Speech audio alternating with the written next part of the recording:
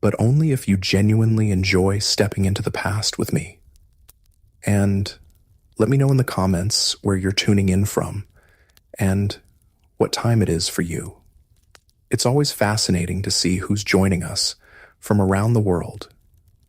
Now, dim the lights, maybe turn on a fan for that soft background hum, and let's ease into tonight's journey together. Congratulations, you've just woken up near Boston in early 1776. The good news? You're part of a cause that's stirring spirits across the land. The bad news? Everything else. Your bed is likely a makeshift pile of straw in a crowded tent or a repurposed barn, and the air hangs thick with the smell of wood smoke, unwashed bodies, and something you'd rather not identify. Probably a combination of stale food and the ever-present consequences of inadequate sanitation. You're a soldier in this new American army. Or perhaps you're just trying to catch a glimpse of it from the packed roadsides, hoping for a glimpse of the King or Parliament's notables if you were back in London. Or perhaps hoping for a glimpse of General George Washington if you are here in America. This is hardly the polished, disciplined force you might imagine. General John Burgoyne, a British officer, has already dismissed the American soldiers as a rabble in arms, and honestly, looking around, you might see why. Your comrades are a bewildering mix: farmers, artisans, fishermen, clad in whatever homespun clothes they could throw together before trudging off to war, often in tatters, unwashed, unshaven, with hair matted and beards long. There are young boys, barely 15, and older men who've seen 60 or more years of hard living. Some are missing teeth, others fingers, casualties of a time when life was simply tougher and accidents were common. You might even see Negroes and Indians among the ranks, particularly in the Rhode Island regiments, proving themselves equally serviceable for fatigue and action, many having already shown themselves brave.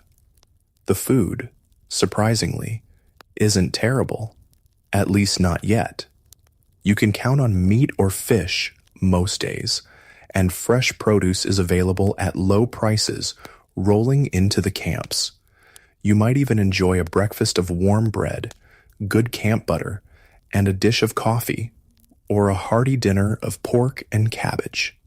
But for every decent meal, there's the ever-present threat of disease. Camp fever, dysentery, typhus, and typhoid fever sweep through the ranks, turning camps into breeding grounds for sickness and death. Latrines are often open pits, and too many men neglect to use them properly, leaving excrement scattered around the fields, a pernicious habit that contributes to the vile stench hanging over the camps. Cleanliness is understood to be the killer of disease, but despite orders insisting on personal hygiene, clean cooking utensils, and clean water, washing clothes is considered women's work, and there aren't many women in the American camps doing laundry like there are with the British troops. The army you've joined is largely untested, its officers often as ignorant of military life as the troops they lead, according to observers. They were elected by the men, and many are more concerned with popularity than discipline. You hear stories of men being flogged, put on the wooden horse, or drummed out of camp for drunkenness, or minor infractions, punishments Washington has ordered to bring order to this rabble. But change comes maddeningly slow. Despite the efforts, a British ship surgeon who visited some of the rebel camps described roads crowded with carts and wagons hauling provisions, but also inordinate quantities of rum, noting that without New England rum, a New England army could not be kept together. He calculated men were consuming a bottle a day. The spirit, while high in moments of patriotic fervor, is also prone to dissipation. Your arms are as varied as your comrades' costumes, mainly flintlock muskets and fowling pieces, some ancient. The average musket is heavy, about 10 pounds, but a good musketman can prime, load, fire, and reload 3 to 4 times a minute, a shot every 15 seconds. The problem is, many men accustomed to firearms since childhood use them any way they see fit, firing them off at wild geese or just for fun, wasting precious powder, which is in short supply across the colonies. Washington, newly in command, quickly discovered how desperate the situation was regarding powder, reportedly stunned into silence for half an hour when told there was less than 10,000 pounds on hand, enough for only about 9 rounds per man. Supplies come mainly by clandestine shipments from Europe, a precarious lifeline across 3,000 miles of ocean. Congratulations, you've endured the stench and the sickness of camp life. The good news? The enemy is bottled up in Boston. The bad news? You are too, in a way. Your army controls the land around Boston, but the British control the sea, supplying their troops and receiving reinforcements at will. The situation, as General George Washington notes, on January 14th, 1776, produces many an uneasy hour when all around me are wrapped in sleep. Few people know the predicament we are in. He's been in command for 6 months, since July 3rd, having taken over the sprawling, spontaneous New England army that gathered after Lexington and Concord, and the savage, fighting at Breed's Hill and Bunker Hill. Washington, a 43-year-old Virginian, a man of commanding presence, over 6 feet tall, well-proportioned, with reddish-brown hair and gray-blue eyes, carries himself with martial dignity.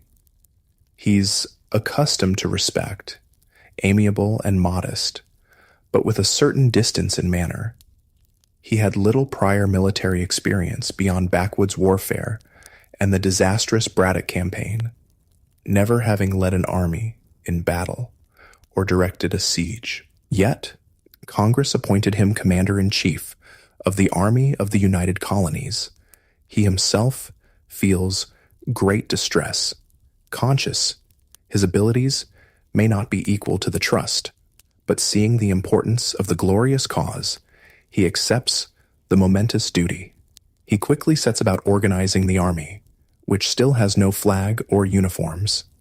Officers are distinguished by ribbons or cockades, sergeants by red cloth on their shoulders. Washington chooses a light blue ribbon across his chest.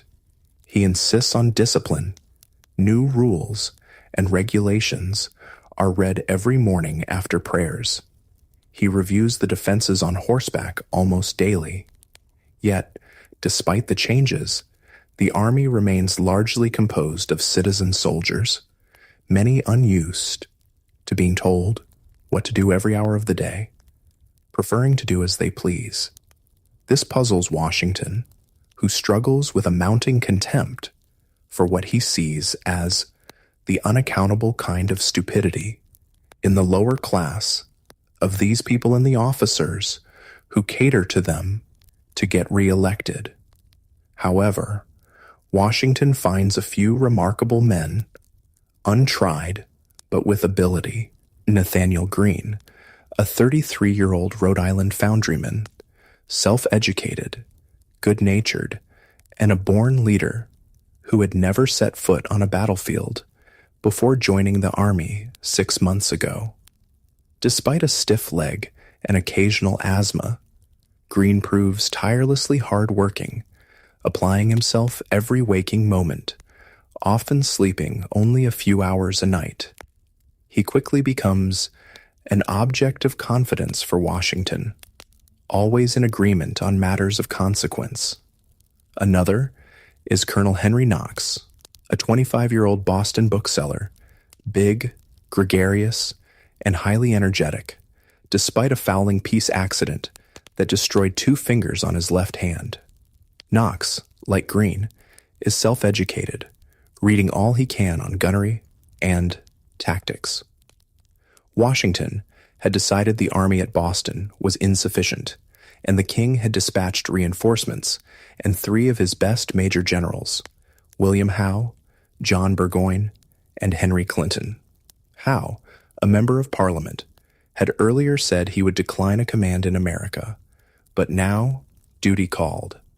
He was convinced the insurgents were few compared to loyalists. War had come on April 19th at Lexington and Concord, then savagely on June 17th at Breed's Hill and Bunker Hill.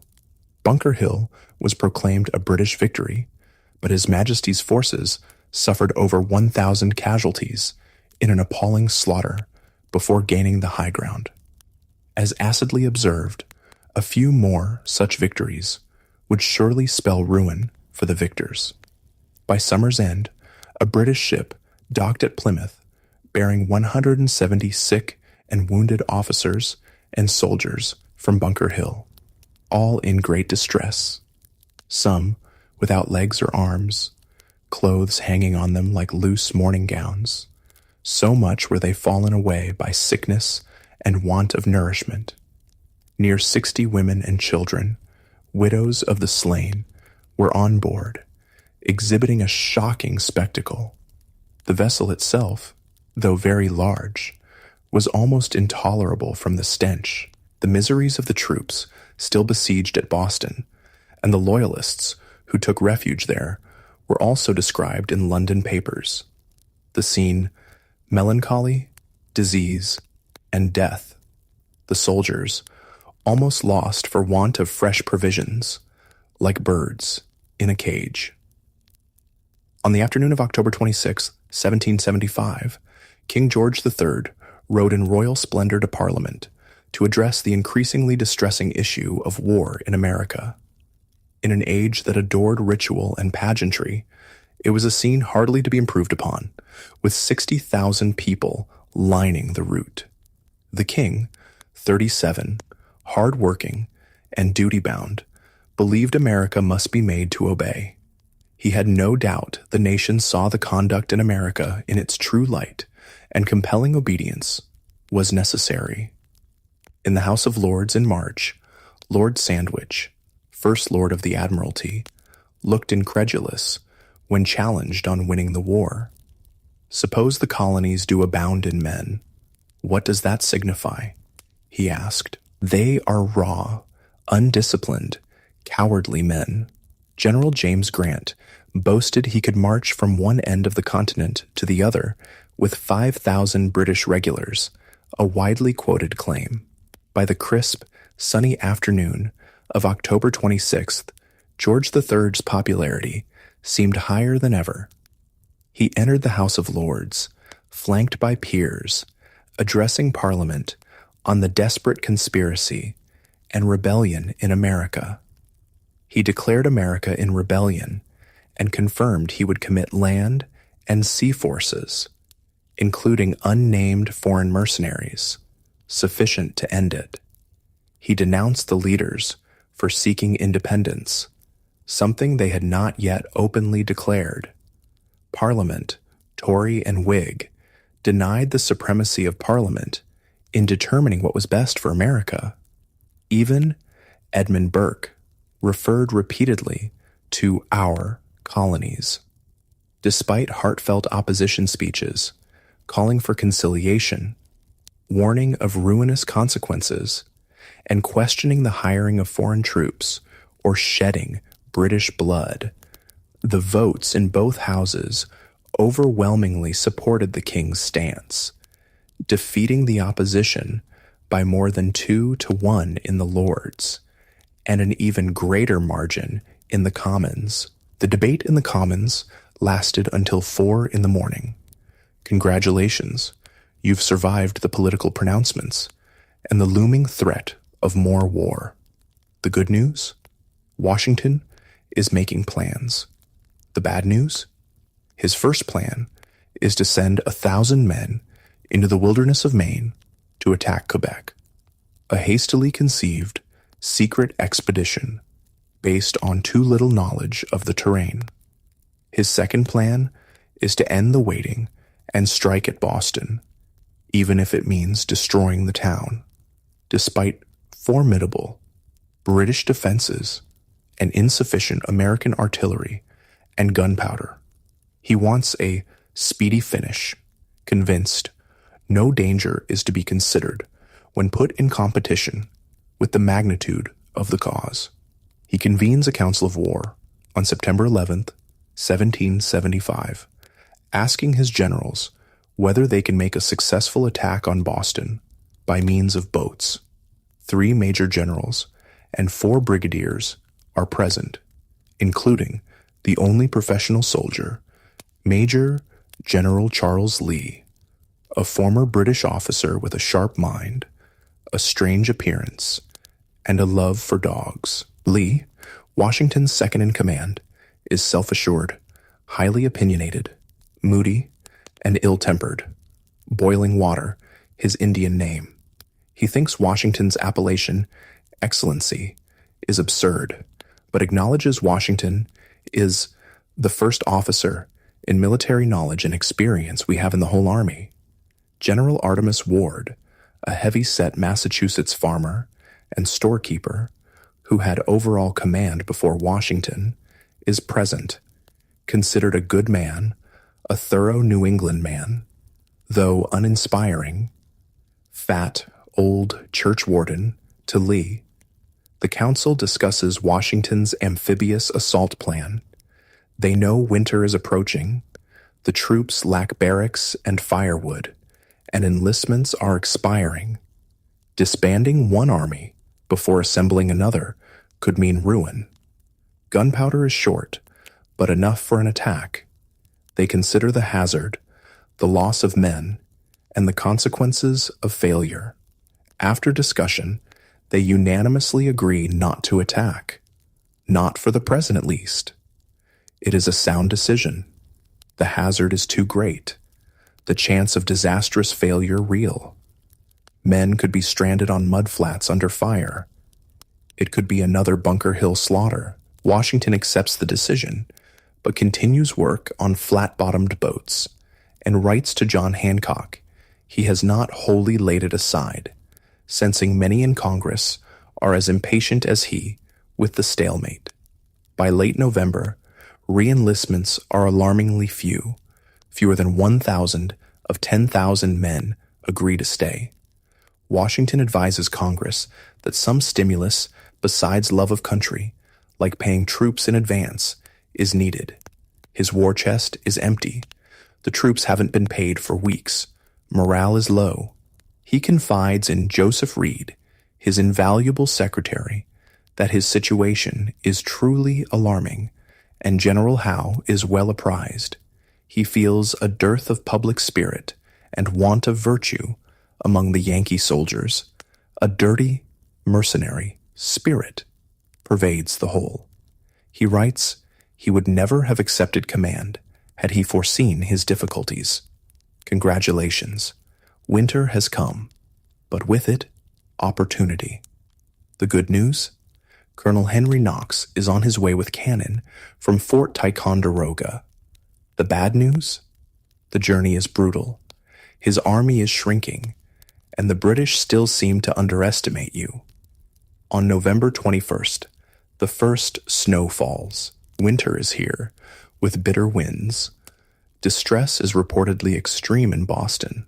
The British are cutting trees and tearing down houses for firewood. Supplying the besieged city by sea is difficult, due to winter storms and American privateers. Food is short. Men are dying of scurvy. Smallpox rages. British deserters crossing the lines report the American army is tired, unpaid, lacks clothing, and longs for home. In mid-January, Washington writes one of his most forlorn letters to Reed, suffering sleepless nights, feeling few know the predicament they are in. He enumerates his troubles. little powder, no money, depleted arms supply because men going home took muskets, only half his paper army fit for duty. He believes his inability to attack Boston led to this pass and considers it miraculous the British are blind to his true state. He's downcast, wishing he'd taken his musket and entered the ranks or retired to the back country and lived in a wigwam. He believes if he rises superior to these difficulties, it must be Providence blinding the enemy. Washington learns through undoubted intelligence the British are fitting out ships, likely for New York, a city of vast importance. Generals Lee and Greene are convinced New York is crucial. Loyalists are numerous there. Greene warns getting sentiment against them would be a fatal stab to the colony's union. He sees two choices: defend New York or burn it. Lee offers to go to New York to see about defenses. Washington, though agreeing time is of the essence, knows congressional approval is needed. Fortunately, John Adams, on leave from Congress, assures him New York is a kind of key to the whole continent, and no effort to secure it ought to be omitted, giving Washington full authority for action anywhere. On January 8th, Washington dispatches General Lee to New York to put the city in the best posture of defense. The bitter cold continues in Massachusetts. Washington tests the ice on Back Bay, hoping for an ice bridge for an attack. On February 16th, he convenes a council of war, urging a bold attempt on Boston, a vigorous attempt, when practicable. Gates notes, it's a major question. Putnam bewails the lack of powder. Greene, stricken with jaundice, writes his dread of the proposed attack. Horrible if it succeeded, still more horrible if it failed. The council says no to attacking Boston again. However, they agree to another plan: lure the enemy out to attack the Americans by fortifying Dorchester Heights. Howe had sworn he would sally forth if the Americans occupied Dorchester. Washington, crestfallen over not attacking Boston, thought too dangerous, gracefully concedes. Perhaps his irksomeness led him to propose more than warrant prudence. Now, there would be no holding back on Dorchester. Preparations are elaborate and mammoth. Fortifications are built elsewhere out of sight. Timber frames filled with screwed hay, or bundles of branches, fascines, barrels filled with earth, are ready to roll down slopes on the advancing enemy. To divert the enemy and drown out noise, night artillery barrages are planned from Roxbury, Cobble Hill, and Lechmere Point, where Knox's cannon from Ticonderoga are emplaced. The crossing of the Dorchester Causeway will be concealed by a barrier of hay bales. 3,000 men under General Thomas will fortify the heights.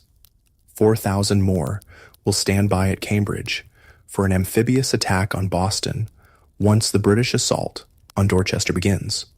Howe is reported to intend to evacuate Boston at first chance, but this does not deter Washington. Congratulations, you've made history. The good news? The British are gone from Boston. The bad news? The war is far from over, and your army is headed to New York, where the challenges are immense. On the night of March 4th, 1776, the bombardment of Boston begins, British answering with a heavier cannonade. Abigail Adams, 10 miles away, writes her house shakes, and she can't sleep.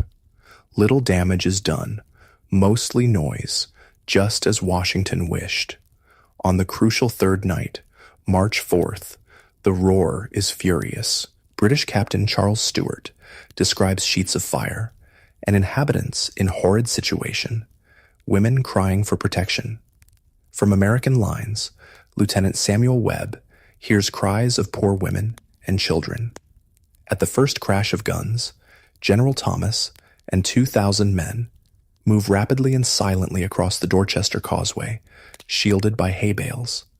Hundreds of carts and wagons loaded with chandeliers, fascines, hay bales, barrels, and guns from Ticonderoga follow. Dr. Thatcher notes the procession moves in solemn silence while cannon roar. Progress up the steep slopes is difficult. Ox teams and wagons make 3 and 4 trips. The night is unseasonably mild, perfectly beautiful with a full moon, ideal conditions for working. As if the hand of the Almighty were directing things, as Reverend William Gordon feels certain it was. By first faint light before dawn, everything is ready, at least 20 cannon in place. It is an utterly phenomenal achievement. At daybreak, British commanders looking up at the heights can scarcely believe their eyes. Howe exclaims, "These fellows have done more work in one night than his army could do in 3 months." The shock of discovery throws the British into utmost consternation. Their immediate cannonade proves useless. Their guns cannot elevate high enough. Admiral Shuldam sends an urgent message to Howe.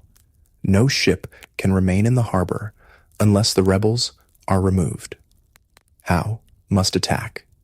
He orders 2,000 troops to proceed by ship to Castle Island for an attack on Dorchester at nightfall.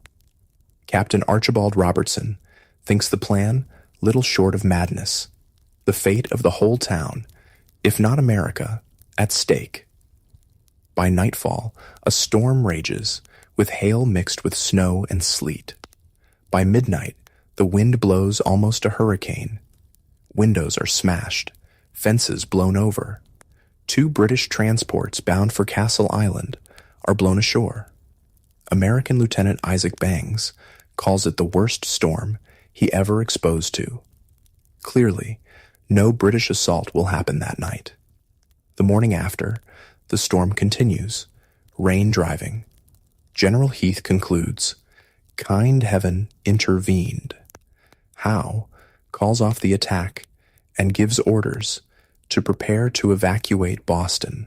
Possibly it was the storm, but also Robertson's pleas and the influence of other officers, and John Montresor, who convinced Howe to evacuate. No one in Boston will forget the days that followed. In less than 48 hours, the town's security dissolves. Howe's army and fleet are in danger. They face the humiliation of ignominious retreat. Boston becomes a scene of utmost frenzy. Nothing but hurry and confusion, every person striving to get out. Loyalists are in utmost distress. Howe had received no orders from London since October. He has no long-standing plan for withdrawal. General Grant notes he was never in so thick a wood, but they must look forward and get out. Thousands of troops, military stores, women, and children must be transported, plus every loyalist who chooses to go. Food is scarce. Ships are delayed by storms. High winds churn the harbor. Rebel guns remain silent, but are visible on Dorchester Heights, steadily strengthening their position. On March 8th, town selectmen cross lines under a white flag, stating, "Howe has no intention of destroying the town unless the troops are molested." The word is passed, allowed to depart peacefully. The British would spare the town. The night of March 9th, when rebels move on Nook's Hill, Howe orders a thunderous all-night bombardment, but only 4 men are killed by a single ball. Men gather 700 cannonballs the next day. In town, the rush worsens. Hogsheads of sugar and salt, barrels of flour, even the commander's elegant coach are dumped into the harbor. Cannon are spiked or dumped. Americans watch confusion from hillsides. Washington convinced Howe is ready to sail for New York. The alarm and anxiety among loyalists is extreme. They must leave, but don't know where or if there's room. By March 10th, they are told to come aboard. There's no time to deliberate. little can be taken. Those who earlier fled Cambridge or Roxbury know the experience. Now, Bostonians face forsaking homes, belongings, way of life. How orders inhabitants to give up linen and woolen goods for the enemy's use. Crean Brush, a loyalist, is assigned to carry it out. He and his men plunder the town. Gangs rampage, breaking open houses and shops. There never was such destruction and outrage committed any day before this. Brush makes off with over 2,000 pounds worth of goods from one wharf. Not until St. Patrick's Day, Sunday, March 17th, does the wind turn fair. At 4 a.m, over 8,000 redcoats march through the dark streets. By 7, ships throng the wharves, lifting sail. By 9, all are underway. 120 ships depart with over 11,000 people, 906 troops, 667 women, 553 children, 100 loyalists. Americans watch from shore, cheering, weeping. Surely it is the Lord's doing. The whole fleet anchors at King's Road. Howe's flagship, Chatham, fires a roaring 21-gun salute, the Chatham's full 50 guns answering, an ear-splitting reminder of royal might. Congratulations, you've survived the siege of Boston. The good news? It was a pretty sharp skirmish, and a victory. The bad news? You're headed to New York, a far greater challenge. The first cheers from American lines come at 9 that morning. Small boys run across the neck with news. British troops are still manning Bunker Hill fortifications. Hay dummies set up by fleeing redcoats. Early afternoon, the first troops from Roxbury march into Boston, drums beating, flags flying, led by Artemus Ward. Washington, in a characteristically gracious gesture, gave the honor to Ward, the thorough New England man, and his predecessor. He knows Ward was the first to favor a move on Dorchester Heights. Washington attends Sunday services, his chaplain choosing Exodus 14:25 as text, and they took off their chariot wheels, for the Lord fighteth for them against the Egyptians. Washington rides into Boston, March 18th, surprised how much was not destroyed. The town suffered greatly, but Hancock's mansion is fine, occupied by General James Grant, who wanted to lay waste to every town. The last desperate efforts are evident. Spiked cannon, shattered wagons, scuttled ships, smallpox still lurking. An inventory lists immense quantities of abandoned British goods, far more than expected. The siege was a stunning success. Washington bested Howe, despite insufficient resources and inexperienced officers. He had been saved repeatedly by his council from attacking Boston, but accepted their judgment without ill temper.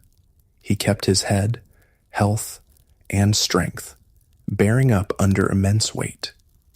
Having struggled with his dislike of New Englanders, he chose untried Yankees like Greene and Knox, who proved able and loyal, saving the day.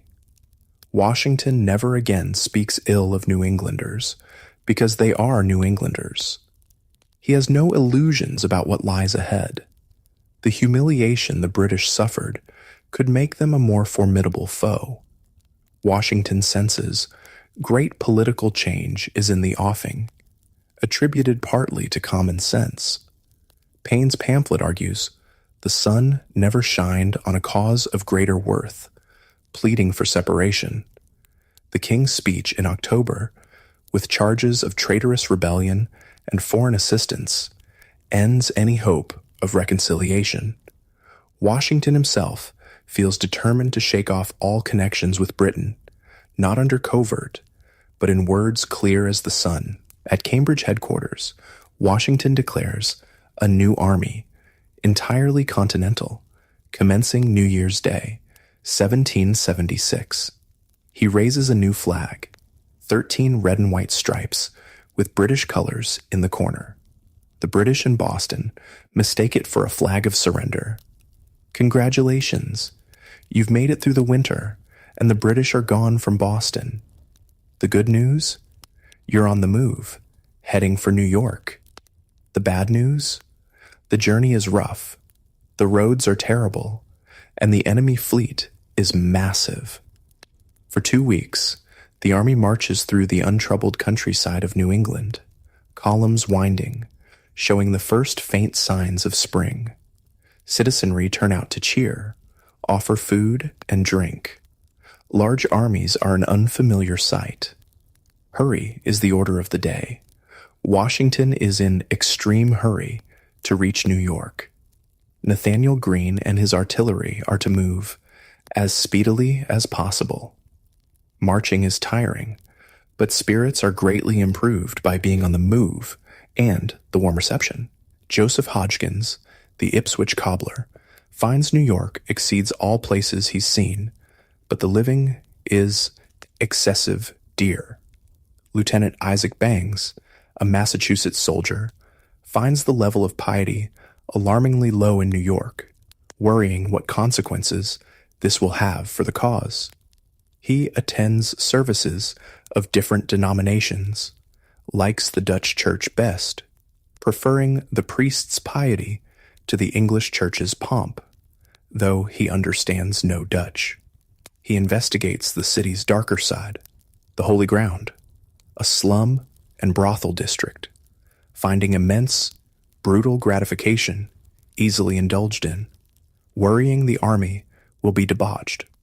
Washington arrives in New York, April 13th, takes headquarters at the Kennedy Mansion, number 1 Broadway. He finds defenses only about half done. Crowding the streets, the army seems an overwhelming multitude, only half fit for duty. He worries exceedingly over disease and dissipations. New York is unlike Boston, bounded by navigable rivers, a harbor accommodating the largest fleet. Whoever commands the sea must command the town, General Lee noted earlier, a situation that puzzles him. Washington, however, expresses no misgivings, convinced he can defend the city, of vast importance for controlling the Hudson Corridor. His decision is based more on political judgment, sensing Congress and patriots expect every effort to hold the city. Loyalist sentiment is widespread in New York. 2/3 of property belongs to Tories. The royal governor, William Tryon, on board a ship in the harbor, is believed to be directing Loyalist operations secretly. Washington, denied reliable intelligence at Boston, now finds the situation reversed. British warships are a formidable presence, only withdrawing slightly in April. The threat of conspiracy, sabotage, organized resistance is real. Washington, though struggling with New Englanders at Boston, here finds men from different colonies, compounding animosity and discord, fearing it could tear the army apart. He writes, "They have nothing but providence and unanimity to depend upon." Discipline is hardly improved among new troops. Many raw recruits like aged gentlemen. Congratulations, you've reached New York, but the threat is closing in. The good news? Independence is declared. The bad news? The British fleet, the largest ever seen in American waters, is massing in the harbor. On June 29th, officers with telescopes on the roof of Washington's headquarters see signals flying from Staten Island hills. The first British fleet ships appear. Within hours, 45 ships drop anchor inside Sandy Hook. Their masts look like a forest of trimmed pine trees. Henry and Lucy Knox are at breakfast at number 1 Broadway when they see the fleet. Lucy is in abject terror. Knox writes to his brother of her distress, the city in an uproar, troops repairing to posts. He scolds her for not having gone before. By sunset, over 100 enemy ships anchor in the bay. Riders gallop off to Connecticut and New Jersey. Martha Washington says goodbyes to her husband and departs New York with speed, as do Lucy Knox and Katie Green with their children. Knox writes to Lucy, valuing her safety above all else, reminding her they fight for their country, for posterity. And on this campaign, happiness or misery of millions may depend. More enemy ships arrive. Centurion, Chatham, 50 guns each. Phoenix, 40. Greyhound, 30. Asia, 64. Their combined firepower exceeds American guns. Total fleet over 120 ships, 10,000 troops received at Halifax, Scotch Brigade joined. An additional 15,000, 20,000 expected hourly from England under Admiral Lord Howe. New York is in commotion, packing up and getting away. On July 2nd, 1776, the Continental Congress in Philadelphia votes to dissolve the connection with Great Britain. News reaches New York. July 6th, spontaneous celebrations erupt. Officers go to a public house to testify their joy. A letter from John Hancock with the Declaration arrives July 8th. Many, like Henry Knox, see the war has entered a new stage. By renouncing allegiance, delegates committed treason. Adams calls it the most complete, unexpected, and remarkable revolution in history. On July 9th, at 6 p.m, Washington orders brigades onto commons and parade grounds to hear Declaration read aloud. The general hopes this event serves as fresh incentive, knowing peace and safety depend on the Army's success. Not since spring 1775 had spirits been so high, but the exuberance is quickly dashed. On July 12th, in a surprise move, British ships Phoenix and Rose, with tenders, cast off moorings at Staten Island and sail up the Hudson, demonstrating how indefensible New York is without sea power. Alarm guns sound. Soldiers rush through streets crowded with panic-stricken people. Cannon at Fort George and shore batteries open fire. Cannonballs slam into houses. Washington feels extreme distress at shrieks and cries of women and children running, seeing his men gawking helplessly, so awestruck or terrified by the barrage. Private Joseph Martin, 15, remembers enjoying the complete view, thinking the sound musical. American gun crews fire nearly 200 shots to no apparent effect. 6 American artillerymen are killed when their cannon blows up, the only fatalities due to inexperience, overconfidence, or drunkenness. British ships proceed upriver, anchoring 30 miles above the city, cutting off rebel supplies and rousing loyalists. In ensuing orders, Washington can barely conceal disgust at inexcusable behavior, shame over officers gawking like bumpkins. It gives the enemy a mean opinion of the army. Knox writes, "The loss of 6 men was great misfortune, but Hope's day's action taught the rest to be less impetuous. A larger, more ominous lesson. If 2 ships can pass so readily, so can an entire fleet, cutting off escape. Congratulations, you've witnessed the birth of a nation and the start of something much darker. The good news? Your resilience is tested. The bad news? The British are massing, and a crushing defeat is coming." On August 12th, sea beyond Narrows fills with another 100 ships or more bearing down on New York, a fleet so large it takes all day to come up harbor under full canvas, colors flying, guns saluting, sailors and soldiers cheering. Another 3,000 British troops and over 8,000 Hessians arrive after arduous 3 months at sea. Total British Armada, nearly 400 ships, 73 warships. Largest fleet ever seen in American waters. Largest expeditionary force of 18th century, over 32,000 troops landing on Staten Island. Nothing like it ever seen in New York. Housetops covered with gazers, wharves jammed. To Americans, they are colossal. Joseph Reed writes to his wife, "Astonished a people would come 3,000 miles at such risk and expense to rob, plunder, destroy another people, because they won't lay lives and fortunes at their feet." On Staten Island, redcoats in tent encampments are in holiday spirits. On American side, veterans of Boston campaign like Jabez Fitch and Joseph Hodgkins have no doubt troops will give a good account.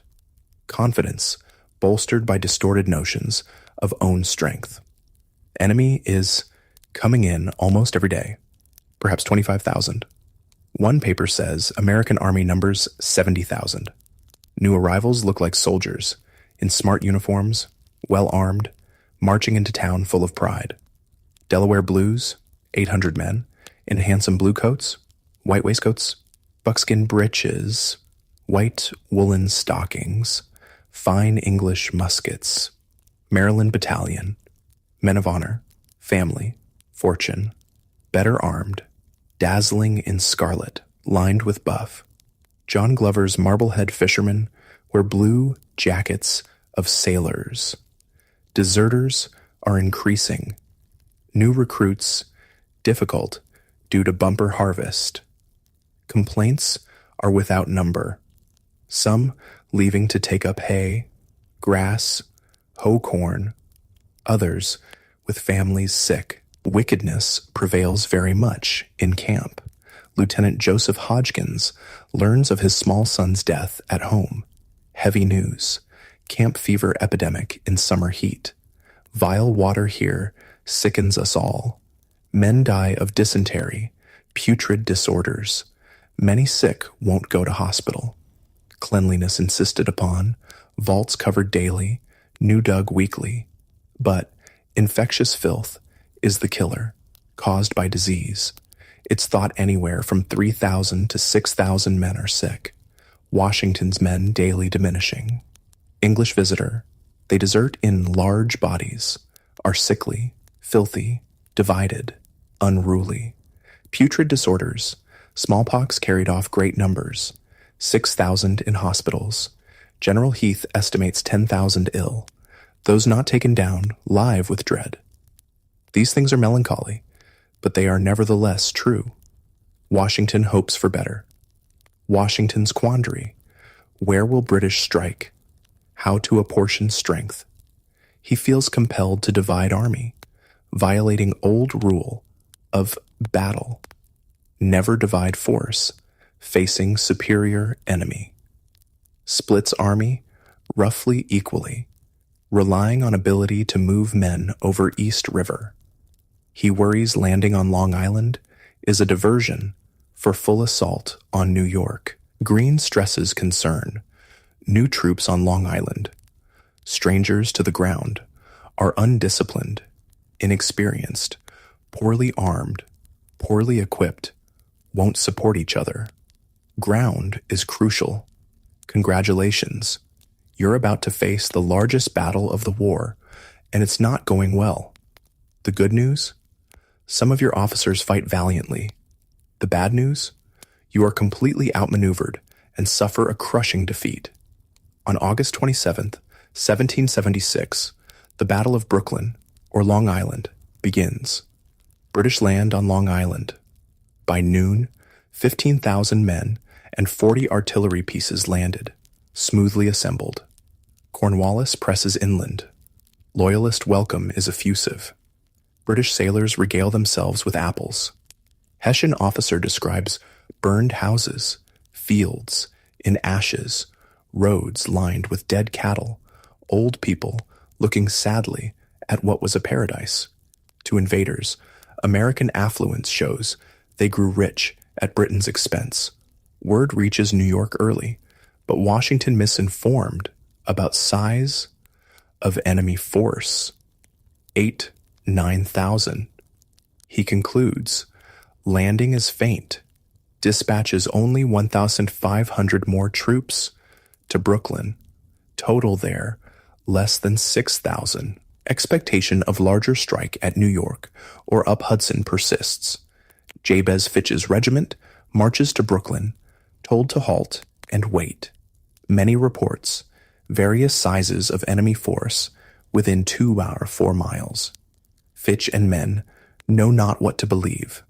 Colonel Moses Little reports enemy within 3 miles, sends his will to his son. Washington's general orders, August 23rd, confirm British ashore on Long Island, leaving no doubt of seriousness of moment. Appeals to pride, patriotism, love of liberty. The hour is fast approaching on which the honor and success of this army and the safety of our bleeding country depend. Remember, you are free men, fighting for blessings of liberty, that slavery will be your portion if you don't acquit yourselves like men. Remember how your courage has been despised by cruel invaders. Washington, beset by second thoughts, reshuffles command at Brooklyn August 24th, putting Israel Putnam over Sullivan. Poor choice. Putnam lacks experience, temperament. Putnam and 6 battalions crossed to Brooklyn next day, causing stir. Washington outraged at disorder, unsoldier-like state of troops at Brooklyn, lectures. Putnam, distinction between regulated army and mob is discipline. Howe's troops perfectly orchestrated landing. The night of August 21st, a terrifying storm over New York. Like a hurricane, most terrible storm. Lightning falls in masses, seems to strike incessantly. Houses burst into flame. 10 soldiers killed by single flash. 3 officers killed by single thunderbolt. Tips of swords, coins melted, bodies black. To Major Benedict, battle bloodshed is expected, but hidden meaning when bolt is launched by invisible arm. Before dawn, August 22nd, sky clear, cloudless. Fresh breeze, roll of drums, British invasion of Long Island underway. Frigates, bomb catches swing loose, stand down narrows to cover landing. At 5 o'clock, advance corps, 4,000 elite troops, pushes off, packed aboard flatboats. Slowly but steadily, invasion force proceeds across 3 miles of water. At 8 o'clock, at flash of signal gun, all 4,000 ashore on flat, empty beach. Everything carefully prepared, smoothly coordinated. No opposition. Pennsylvania riflemen withdrawn, driving off or killing cattle, burning wheat fields, smoke rising, seen in New York. More troops follow, naval spectacle of over 90 vessels filling narrows. Wave after wave, red coats, bayonets gleaming. Hessian grenadiers ferried over standing. By noon, fully equipped army of 15,000 men, 40 artillery pieces landed, rapidly assembled. More will follow, including women. At 3 a.m, August 27th, General Putnam awakened, told enemy attacking on right near Narrows, Gowanus Road. British Commander Grant occupies attention on right, with 300 troops, muskets roaring. Americans flee. Putnam rushes Sterling's camp to order him to meet enemy. Repulse them. Alarm guns sound. Drums roll. Troops fall out. General Samuel Parsons, like Putnam resting at headquarters, rides off, arrives first on scene, finds enemy through wood, descending hill. With 20 fugitive guards, takes post on height, halts enemy column, gives Sterling time. Sterling's forces, 1,600 men, include Connecticut, Pennsylvania, Delaware battalions, James Smallwood and John Haslett, commanders, absent on court-martial duty. Redcoats advance in regular order, colors flying, artillery in front. Sterling draws lines, offers battle in true English taste. British march to within 200 yards, open fire. Americans stand it well, no disposition to shrink. Hold fire until 50 yards. British declined to come nearer. Americans gave them a fair fire. Every man leveled well. Enoch Anderson saw man tumble from horse, aimed, knows not if he killed. Fire returned, killed 2 Americans. Americans retreat 400 yards, joined by Attlee's regiment. Twice British assault Parsons' troops on height. Twice American lines hold. Sterling's men under cannon bombardment. American cannon answer. Troops unflinch. In first hours of open battle, Continental Army fights valiantly, believing they hold own against regulars. Sterling reminds them Grant boasted conquering America with 5,000. Grant presses advantage only so much, holding back. Had a skirmishing and a cannonade for some hours, which drew their whole attention. At center, Hessian artillery bombarding Sullivan's lines. General von Heister's brigades, drawn up on plain, show no sign of moving. Sullivan rides out from Brooklyn, takes command at Flatbush Pass, sees Hessians not moving, Sterling in trouble, sends regiments. At 9 o'clock, Howe's signal guns crash. Suddenly, Sullivan realizes whole British army coming from behind, surrounded. On plain beyond ridge, von Heister orders Hessians in motion, drums rolling. Sullivan pulls back main force, swings around to face oncoming British. Vastly outnumbered, Americans return fire with murderous effect. Officers on both sides fear men cut to pieces. Americans and British often have no idea what's happening. Americans, not only ones running. British light infantry officer, leading 30 men into thick American riflemen, sees 1/3 of his men fall. Breaks for woods. More rebels spring up. Fire from every direction. I called to my men to run to the first wall. Ran across a field. Exposed to the fire of 300 men. Literally run out in midst, calling to surrender. Stopped. Saw riflemen thick. None of own men. Made for wall. Threw self headlong. In turmoil, Sullivan struggles to hold control. Keep men from panicking. Situation desperate. Retreat, only alternative. Stages of fight and flight. He leads them rapidly toward Brooklyn lines, those left to hold ridge overrun by Hessians. Jaegers and grenadiers, with bayonets, move through steep woods. Terrible hills. Suddenly appear. Americans only get shot or 2 off. Some fight back, wielding muskets like clubs. Run through with bayonets. Some plead for mercy. Fear of the Hessian troops was indescribable. Surrendered, begged on knees. Those who get away flee back down through trees, run headlong into hail of British fire. Left side of American line collapses. Thousands run, hundreds captured. Sullivan holds back, trying to see many to safety. Amazingly, most succeed. Sullivan captured. American soldier Lewis Morris barely escaped. Wright Sullivan surrounded, pistol in each hand, going directly between enemy lines. Joseph Hodgkins runs pell-mell into marshes, fired on, knows hardly who killed or drowned. Sterling, surrounded, determined not to surrender sword, breaks through fire to Hessian regiment, gives himself to von Heister. By noon, rout over.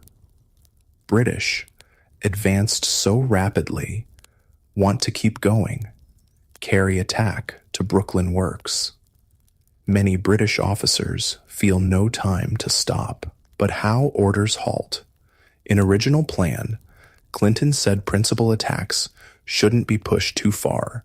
Exception flanking attack should be pushed.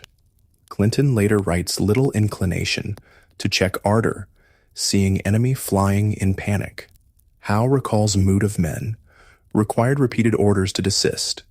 It was first great battle of Revolution, largest until then. Over 40,000 men involved. Field ranged 6 miles, fighting over 6 hours. For Continental Army, First test under fire, crushing defeat. "Oh, doleful, doleful, doleful," scrawled Chaplain Philip Fithian. To British, "Glorious day, cheap and complete victory." Grant, "Had the field day I talked of."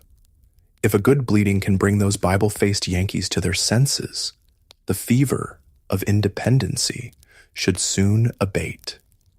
Everything had gone like clockwork. Clinton's plan succeeded beyond expectations. Percy, "Our men behaved themselves like British troops fighting in a good cause. In opinion of Sir James Murray, no soldiers ever behaved with greater spirit. In one thing only failed, couldn't run as fast as foes. Many ready to run over each other. Howe reports losses under 400, 59 killed, 267 wounded, 31 missing. Hessians lost 5 killed, 26 wounded. Rebel losses over 3,000, Howe claimed. Over 1,000 prisoners, 2,000 killed, wounded, drowned. Disparity of losses exaggerated. Washington later estimates 701,000 killed, captured. General Parsons avoided capture, collected American dead, amounted to 60 with enemy dead, heap. Judged American killed, inconsiderable.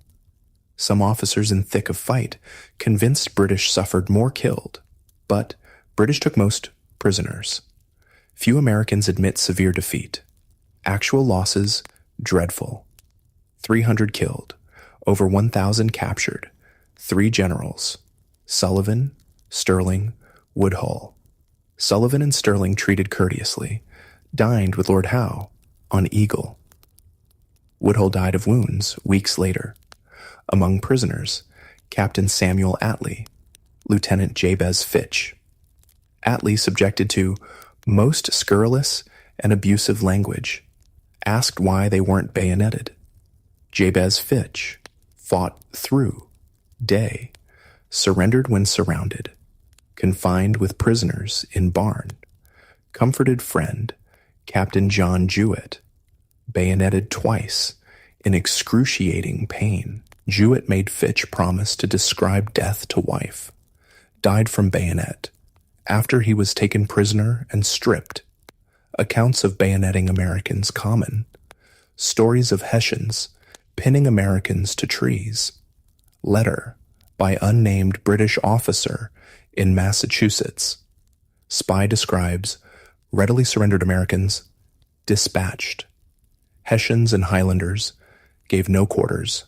Letter read, "Fine thing to see with alacrity, they dispatched the rebels with bayonets. Stratagems lawful in war, especially against such vile enemies. Numbers of individual Americans beaten after surrendering. No mass atrocities committed. Letter and spy, likely propaganda. Account of Hessians burying 500 bodies in pit untrue. Some prisoners, including Fitch, recorded civility from captors. Infamous Grant was so good as to make us a present of a side of mutton. British Hessian captors find prisoners' curiosities. Could not have been taken as soldiers, only torn blouses. Astonished how badly clothed Americans. Most have nothing but a wretched farmer's costume. Officers, no better dressed, only ordinary manual laborers. Lieutenant von Bardeleben wrote in code some officers shed their ideas of being heroes. The prisoners who knelt and sought to surrender were beaten. Still worse treatment in store for most prisoners confined, starved in jails, church crypts, vile British prison ships. In remaining hours after guns silent, Americans in Brooklyn defenses wait tensely for British attack. Pitiful cries from wounded on battlefield. Stragglers come into lines, bedraggled, wounded. Mordecai Gist and 9 others cross into camps next morning, only ones of Marylanders to make it back. Congratulations, you've survived a crushing defeat and a desperate night retreat. The good news? 9,000 men, equipment, and horses escaped without loss of life. The bad news? Your army is battered, dispirited, and shrinking, and the enemy is still on the move. Morning of August 28th. Situation critical at Brooklyn. Outsmarted, outfought, hemmed in, backs to East River. Change in wind could make escape impossible. Brooklyn, a trap. Yet Washington orders more army from New York, Pennsylvania regiments, Glover's mass troops, 200 men. March into Brooklyn entrenchments with show. Pennsylvania officer Graydon notes, faces saddened by disaster, assume gleam of animation on approach. Murmur, these were the lads that might do something. Thomas Mifflin, handsome, self-assured, 32, Brigadier General of Fresh Pen Brigades, volunteers to survey defenses. Joseph Hodgkins, exhausted, writes home, in one piece, through the goodness of God. Expects action. Enemy within 1.5 miles. Weather changes dramatically. Temperature drops 10 degrees. Cold, drenching downpour. Start of northeastern storm. Riflemen ordered to keep up fire. British fire back. Rain falls with uncommon torrent. Guns wetted. Firing goes till evening. Storm and roar of guns continue into night. Across river, Pastor Shoekirk writes of boom of cannon, intermixed with lightning. August 29th. Storm continues. Heavy rains fall. Troops without tents have little food. Fires hard to keep going. Private Martin gets by with biscuits, hard enough to break teeth of a rat. Hungry, soaked to skin, trenches filled with water, muskets, cartridges wet. Soldiers fall asleep standing or sitting. Washington, little sleep, sends incoherent report to Congress. People, distressed. Defeat, engagement. British advancing by approaches, digging trenches. Storm is to Washington's advantage. Ill wind from northeast is stroke of good fortune. Howe's ships no chance to get up. But for how long? Old sunk ships, no serious barrier. Smaller ships can come up East River. Situation grim, but Washington, making rounds on horseback in rain, shows calm presence, tells men, cool but determined, demonstrates what he meant by example, anger, torment, despair, kept to himself. Since April in New York, policy, keep close watch, decide according to circumstances. Sometime before noon, Mifflin reports British progress with approaches. Washington makes momentous decision. Secret, deceiving urgent message to General Heath at King's Bridge. All flatboats, sloops to be rounded up without delay. Pretext. New Jersey battalions coming to relieve others. Signed by Mifflin. Washington emphasizes no ceremony in carrying out order. Confiscate boats. At 4 in afternoon, still raining, Washington calls, meeting with generals at Livingston Mansion. Mifflin advised Washington must either fight or retreat, asks to propose retreat. Understanding. He and Penn Regiment serve as rear guard in outermost defenses, hold line while army departs. Most dangerous assignment. He insists it be his, lest proposing retreat harm reputation. Words of minutes. Submitted. Whether eligible to leave Long Island and remove army to New York. Unanimous decision. Only General John Moran Scott expresses doubts, aversion to giving up ground. Orders come at 7. Troops under arms with packs. Everything. Night attack on enemy, they are told. Graydon, with Penn regiments, thinks it desperate, almost suicidal. Several non-cooperative wills were made. Graydon concentrates on summoning courage. 9 o'clock. Troops with least experience, sick, wounded. Start for Brooklyn ferry landing. Pretext, relieved by reinforcements. Soldiers nearer front lines know nothing. Thing was conducted with so much secrecy. Neither subalterns nor privates knew whole army crossing back to New York. Officers not told. Graydon thinks order for attack, extreme rashness. More, he thinks, more puzzled, until it flashed upon my mind that a retreat was the object. Order for assailing enemy a cover.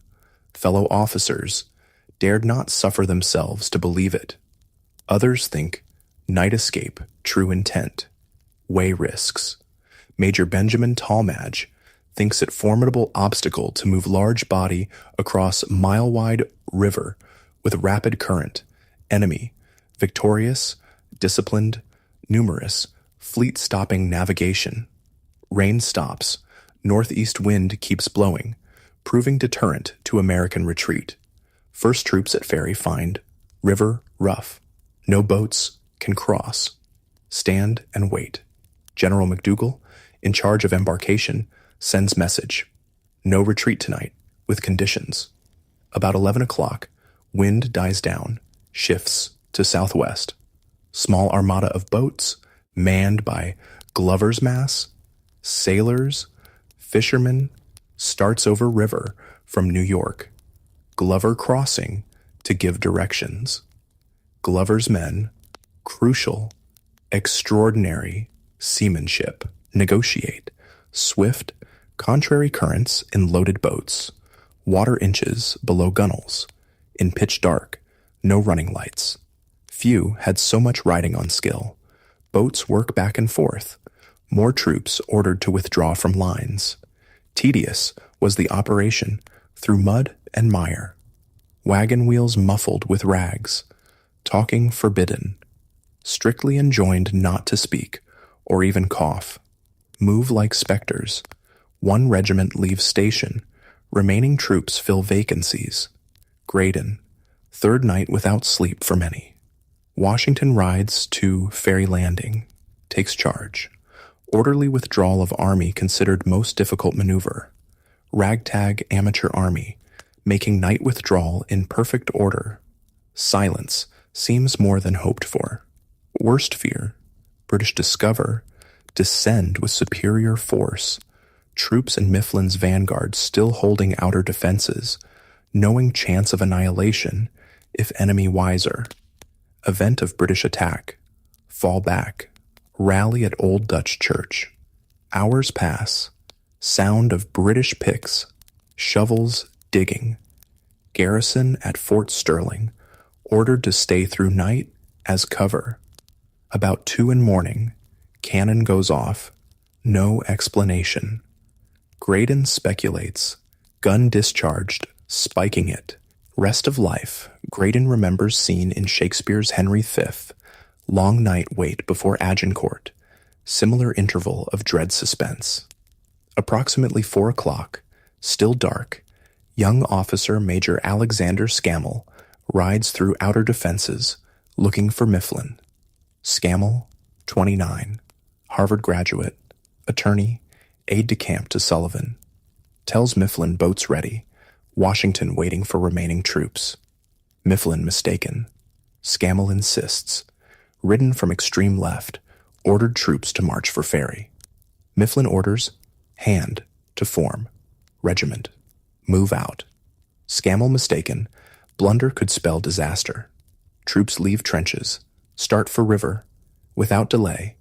Halt near Dutch Church. Washington, astride horse, demands to know. Hand explaining when Mifflin rides up. Faces hard to see. Hand remembers Washington exclaiming, "Good God, General Mifflin, I am afraid you have ruined us."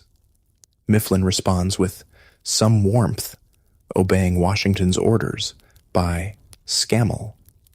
Washington, dreadful mistake, come too soon.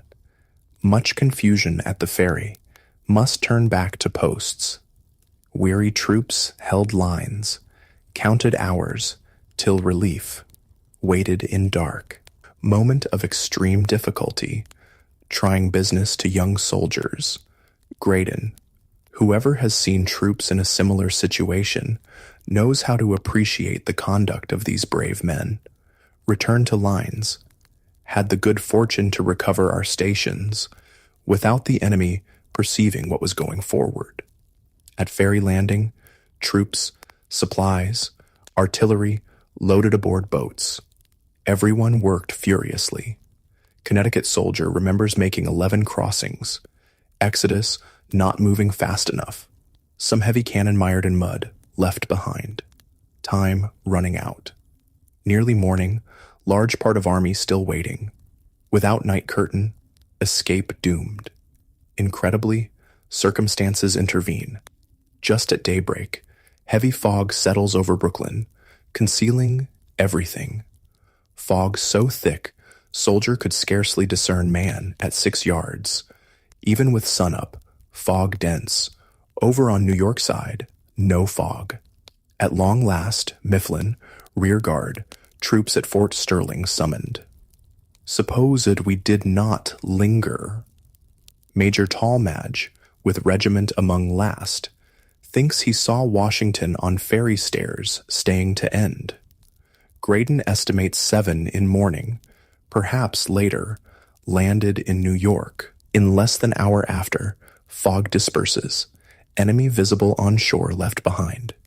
In single night, 9,000 troops escaped across river. Not a life lost, only 3 men captured, hung back to plunder. Congratulations, you've escaped the trap at Brooklyn. The good news? You survived. The bad news? You were outsmarted, outfought, and suffered heavy losses, and the enemy is still pursuing. Friday, August 30th. Morning, to British astonishment, rebels evacuated all works on Brooklyn without shot fired. Neither could shipping get up for want of wind, and Hull escaped.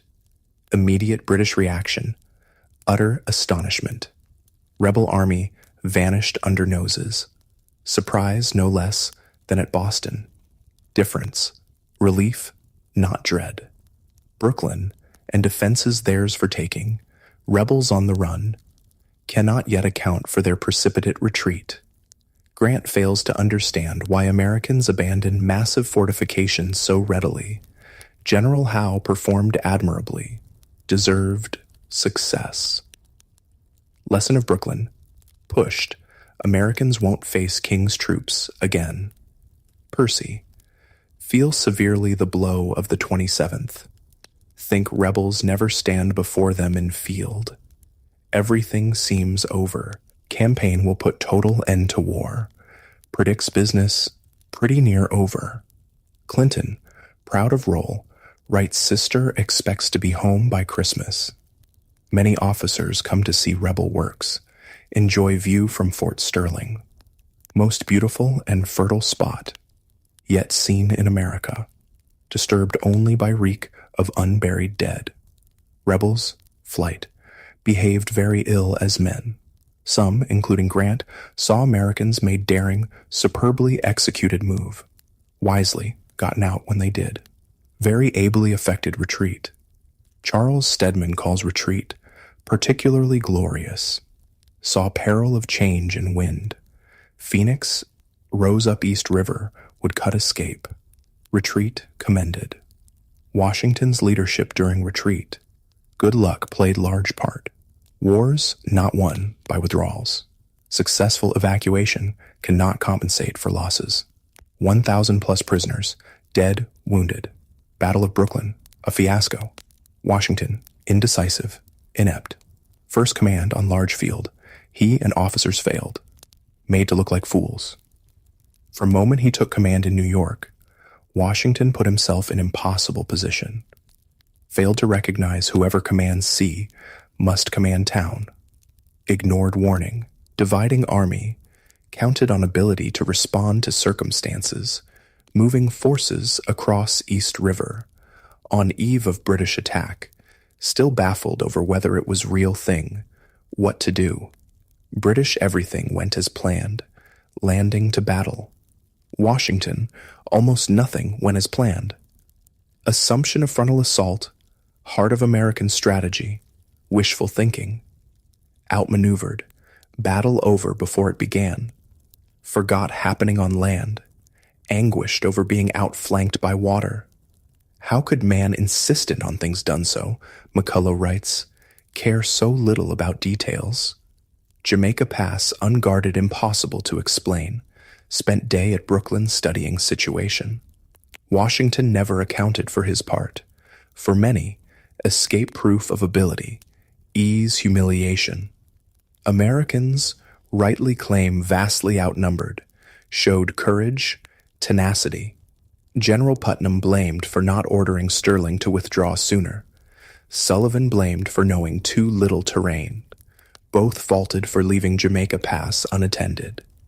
Colonel Samuel Miles, supposed in charge of left flank, had hunch enemy would use Jamaica Pass, did nothing.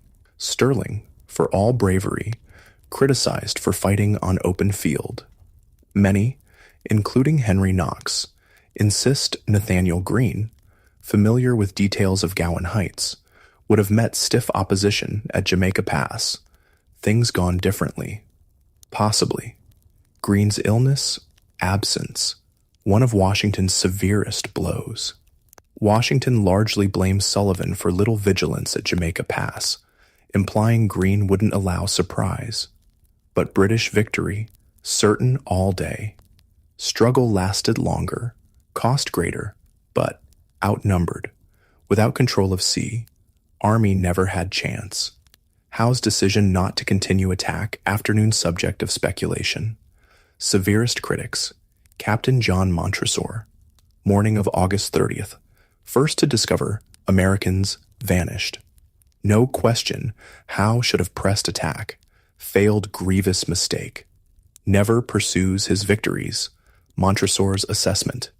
Clinton feels with Americans flying in panic. Howe had chance to end war. Clinton wouldn't say so when questioned. Judged it prudent to hold back. Cornwallis in Parliament refuses to say Brooklyn lines taken by immediate attack. Americans wanted another Bunker Hill. Howe, remembering cost, no desire to squander lives on frontal attack. Lines hours at cheap rate by regular approaches. Couldn't risk loss sustained in assault. Had Howe pressed on August 27th, British victory total. Or had wind turned earlier, British Navy into East River.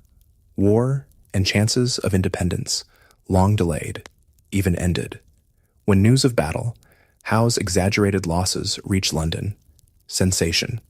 Victory grand. Fully controverted opponents' predictions. Burke, Fox, others in Parliament downcast. Tories jubilant. News to enliven our countenances. Gibbon, Britain in ecstasy. Friend to Clinton. Bells rung, windows lighted. King pauses during stroll, expresses great satisfaction. In Congress, defeat spoken of privately. Unfortunate beginning, disaster, no panic. Country reports, Tory news, anxiety, not panic. All in solicitude, Styles. Tories rejoicing, Sons of Liberty dejected. Newspapers emphasize Washington's daring retreat, renewed confidence. Escape, masterpiece. Manner reflects highest credit upon our commander-in-chief. One writer, Providence favored us. Another in Massachusetts. Spy, defeat, distress. Loud-speaking testimonies of the displeasure and anger of Almighty God against a sinful people. We have thought God was for us, had given many and signal instances, and had greatly frowned upon and disappointed our enemies.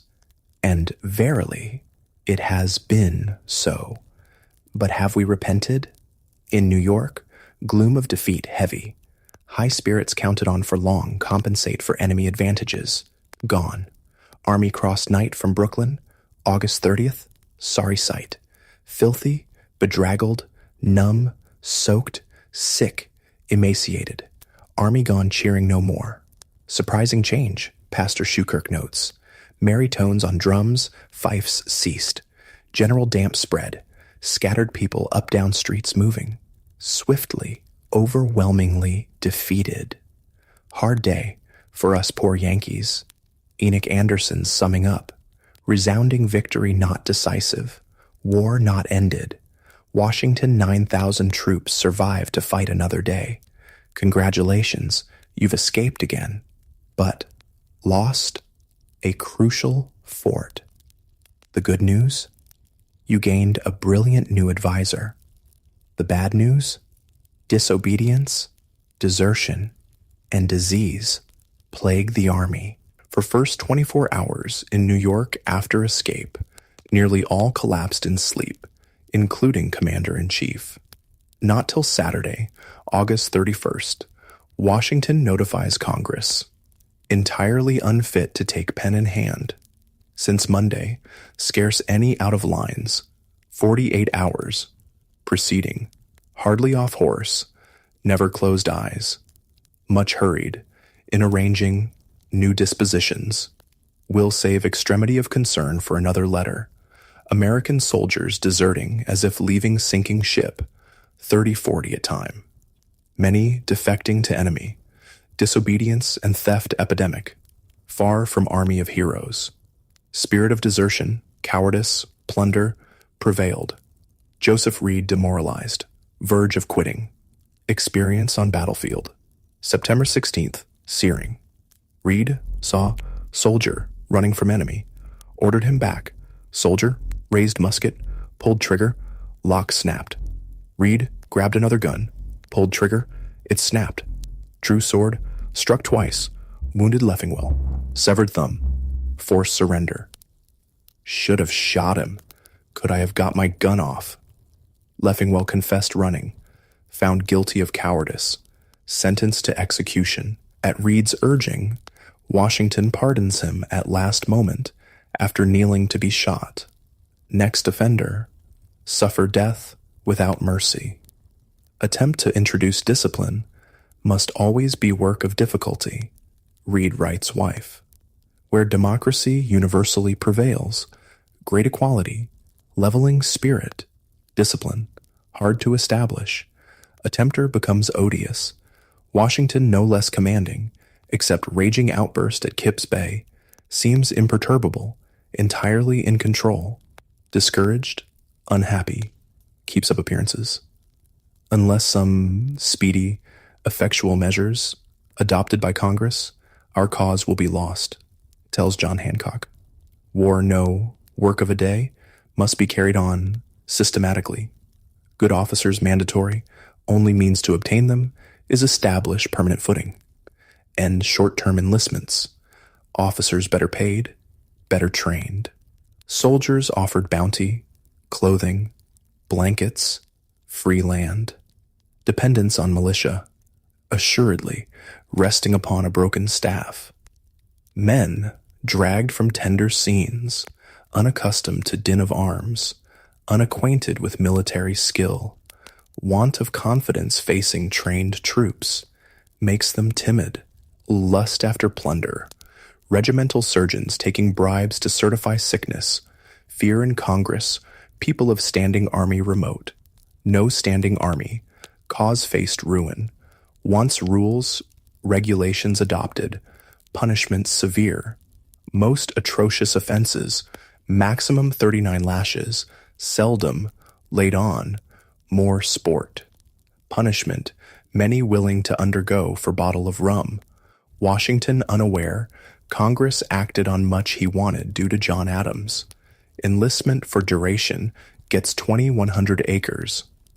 New articles of war based on British. Stiffer punishments, up to 100 lashes. Death penalty for more crimes. Adams proposed military academy. Nothing came of it. Washington writes to Lund, Washington, September 30th, more candid about miseries. Such is my situation. If I were to wish the bitterest curse to an enemy, I should put him in my stead. Wearied to death with problems. One regiment, under 50 men, another 14 fit. In confidence, I tell you that I never was in such an unhappy, divided state since I was born. Enemy, within stone's throw, turns to Mount Vernon fireplaces, once whole, executed in masterly manner, exactly answerable, uniform, if not with army, at least at home.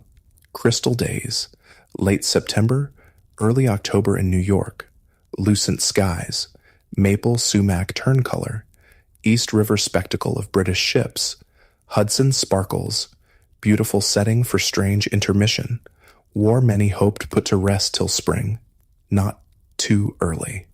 Morning, October 9th, hope's end.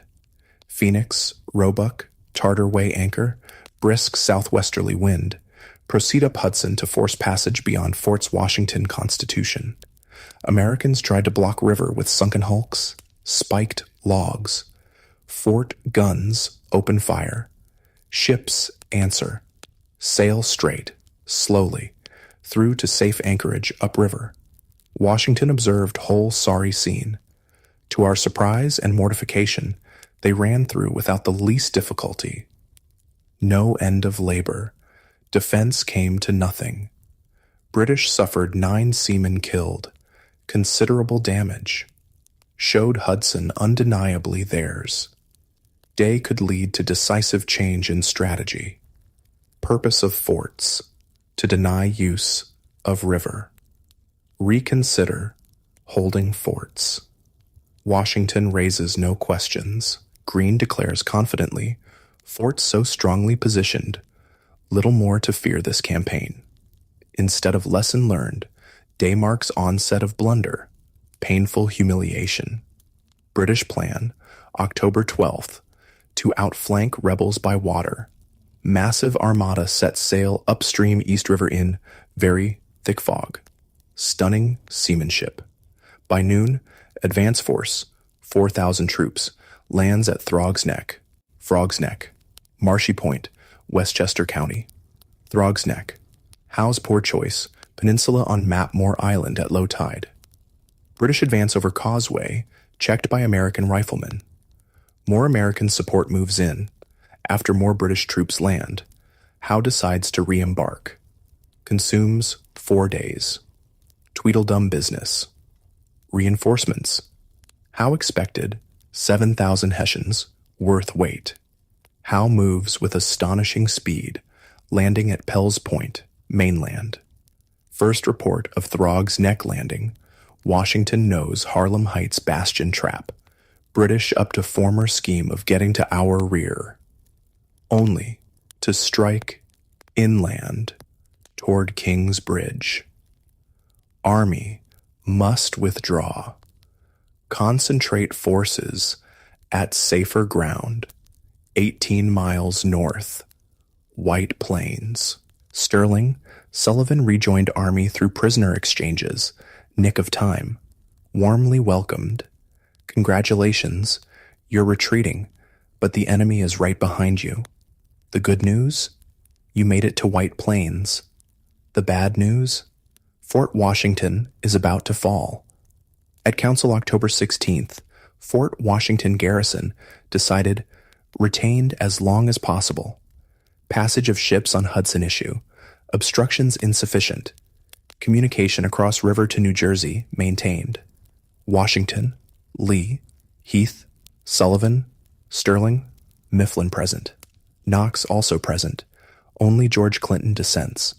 Week before, Congress resolved obstruct effectually Hudson at Fort Washington. Relevance to decision unclear. All of York Island finally evacuated except 1,000 men for Fort Washington. Officially, alteration of our position, not retreat. Commander's orders, October 17th. Tents struck. Men take tent poles. 2 men per company baggage guard. No packs, unless sick. Chairs, tables, benches on wagons. No person unless unable to walk on wagons. Wagons move forward before regiments. Every regiment marching orders. Flints, ammunition complete. Exodus underway. Army crossing narrow bridge at King's Bridge, heading north along west bank of Bronx River. Sick greatest burden. Trek, slow, difficult. Men hauling wagons, cannon. Private Joseph Martin lugs cast iron kettle, size of milk pail, arms dislocated. Puts it down, another shoves it, rolls downhill. Only one that was rid of their iron bondage. First of Army struggles toward White Plains. British swift landing at Pell's Point. Advance force, 4,000 British Hessian. Ashore early morning. Unopposed. Move inland. October 18th. From hilltop before dawn, Glover sees upwards of 200 ships. Anxiety for fate of day. Gave 1,000 worlds for Lee or experienced officer present. Acting on own, rushes forward with 750 men. Fight tenaciously behind stone walls, inflict heavy casualties, stall enemy advance for day. Colonel Lomi Baldwin, with small regiment, joins. Men calm as shooting ducks. Enemy dead at least 200.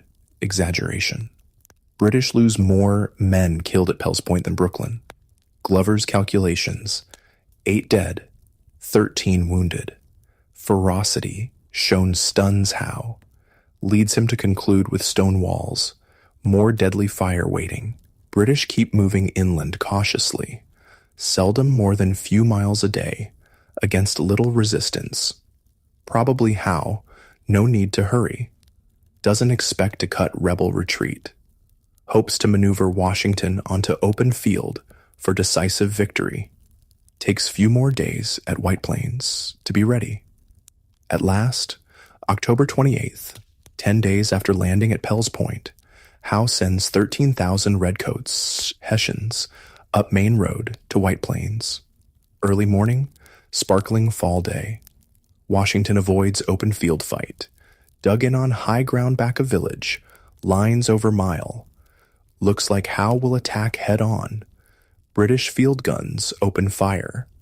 Howe's army marches in perfect order in 2 columns toward Washington's center. Sun shone bright. Their arms glittered, never were shown to more advantage.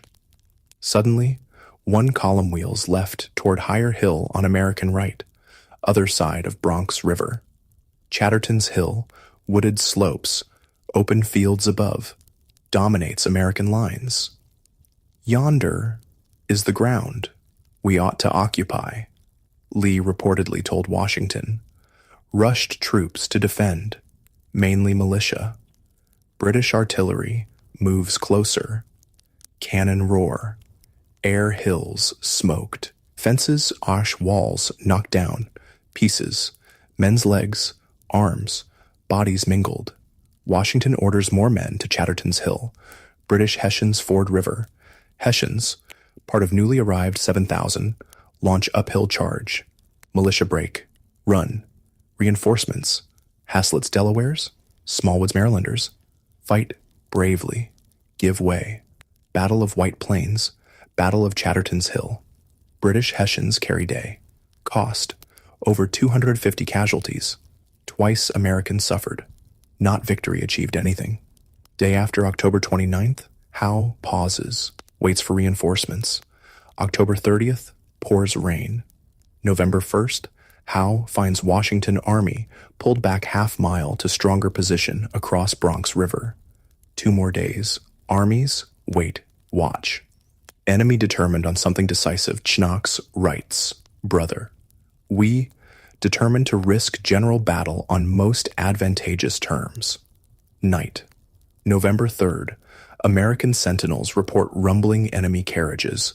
Assumed another attack imminent. Stirring among British ranks next day. November 5th morning, to American surprise, whole British army in motion, heading southwest toward Hudson King's Bridge. Congratulations, you've narrowly avoided disaster again. The good news, you're out of White Plains. The bad news, you've divided your army, and a storm is gathering. Opinions here are various. Joseph Reed confides to wife after council. Some generals, British headed for Fort Washington, or Hudson to board ships, attack from rear.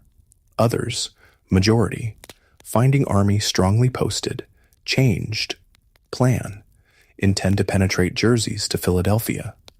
Who said what most in meeting? Reed doesn't mention. His opinion. Too late for British movements of consequence other than excursions into New Jersey to revive Loyalists. Washington doubts Howe will close campaign without attempting something more. Almost certainly, Howe heads for New Jersey. Nearing letter close, Washington adds further worry. Expect the enemy will bend their force against Fort Washington and invest it immediately. Invest, meaning surround, lay siege. Washington still exhausted, dispirited. To closest, seems bewildered, indecisive. Reed having second thoughts about Washington's capacity, increasingly worried over Fort Washington. Commander ponders, pulling troops out, while time. Letter to Greene. November 8th. Inclined to think. Prudent to abandon fort. Leaves decision to Greene. On the spot. Now on spot. Washington can't decide. Let's decision be Greene's. Excellency Washington has been with me, but finally nothing concluded on. Greene writes Knox. Central to consideration. Hudson River. Looms large. Washington dispatched Lee south from Cambridge to fortify New York. Hudson key to British strategy. British take care of unfinished business Fort Washington, or cross over, strike New Jersey, or both. What should be done? How Army reach Dobbs Ferry on Hudson, moving south. Once again, Washington divides Army 4 ways. 7,000 troops, largest part, remain east of Hudson under Lee. Check British move on New England. Heath and 3,000 guard Hudson Highlands at Peekskill. Washington, what's left, 2,000, cross to other side, New Jersey, expected to be joined by N.J. Penn reinforcements. Greene maintains same position on river, overall command troops at Fort Washington, chart Lee. Washington, $2,000, leave White Plains, November 10th, mid-morning, November 12th, at Peekskill, crosses Hudson, heads south for New Jersey, reaching Fort Lee, November 13th, 65-mile march in 3 days. For better part of 2 days, he and Greene confer. Greene, yet to fight battle, optimistic, convinced Fort Washington held, especially doubled troops, over 2,000. Remarkable reversal of roles. Washington refused abandon. New York in September, ready now. Greene saw no reason to stay day longer on York Island, wanted to avoid crisis. Now Greene wants to stand on last bit of island, argues it keeps communications open, ties up British troops, possibly leads to slaughter like Bunker Hill. Retreat, devastating to Army's demoralized state, despite formidable presence over river, steep, rock-bound approaches. Fort Washington, not impregnable. Irregular Pentagon plan. 4 acres. Walls. Piled earth. No barracks. No water. Hauled from below. Not what needed for long siege with winter. Nonetheless, Commander Magaw thinks fort held till end December. Greene agrees. Washington's letter to Greene from White Plains, November 8th. Inclined to think. Prudent abandon fort. Decision to Greene. On the spot. Now on spot. Can't decide. Let's decision be Greene's. Movements, designs of enemy, not yet understood. Washington reports Hancock. 2. British Captain Frederick Mackenzie. All but perfect campaigning weather. Frost, nearly every night. Disappears with sun. Only thing lacking stiff breeze for Navy. No wind for some days past. November 7th. Entry. Howe headquarters 6 miles above King's Bridge. Next move. Probably against Fort Washington. Mackenzie never doubted. Reduction of fort first object. Confident of success due to timely intelligence. If Washington failed understand British designs, British now knew a lot about American situation. November 2nd. Howe's army still at White Plains. American Staff Officer William Demont turns traitor, defects from Fort Washington, brings copies of fort plans, cannon placement, accounts of discontent, animosity between New Englanders, South. Only days before packet of letters by Washington, read, staff wound up in British hands, left unguarded at inn in Trenton. Washington complained bitterly of lack of discipline, scorn of dreaming, sleepy-headed officers. Another letter by Lieutenant Colonel Robert Harrison reveals far more important. Washington dividing army. Purloined letters. De Mont's treachery may not alter events greatly, but British consider windfall. Mackenzie diary. Searle attest. Washington's decision to divide army clearest sign of weakness. Easy to see whither all this tends. If rebels can't act under present numbers, courage won't increase on strength reduction. Letters service to General Howe. British picked up information from deserters about state of things at Fort Washington. Plans, De Mont's account confirmation. Famously cautious William Howe supposedly never risks frontal attack on fortified position. Bunker Hill lesson. About to disprove theory. Full agreement of commanders. Mackenzie, total confidence in attack. Predicts as soon as Fort Washington taken. Howe moves on to New Jersey. Rebel troops from N.J. Penn, Washington, counted on never materialized. Mackenzie leaves little to prevent our arrival at Philadelphia. November 12th, day Washington crosses Hudson. Howe's army within 4 miles King's Bridge. Plan 4-part assault. Hessian's major role. Plan unfolds midday November 15th. Howe sends Colonel James Patterson under white flag to deliver message to American commander Colonel Magaw at Fort Washington. Same British officer July carried peace letters. This time, ultimatum. Surrender, fort, or face annihilation. Told 2 hours to decide. Magaw responds at once in writing. If I rightly understand, this post is to be immediately surrendered. I rather think it is a mistake. Act a part so unworthy of himself, actuated by the most glorious cause. I am determined to defend this post to the very last extremity. How? No intention of slaughter. Ultimatum plays on fears. Magaw's bold response, based on belief, men, could hold out or escape across Hudson after dark. Congratulations, you've lost Fort Washington. The good news? The war isn't over yet. The bad news? It's the most devastating blow of the campaign so far. When word of ultimatum, Magaw's answer, reaches Fort Lee, Nathaniel Greene dispatches rider to Washington.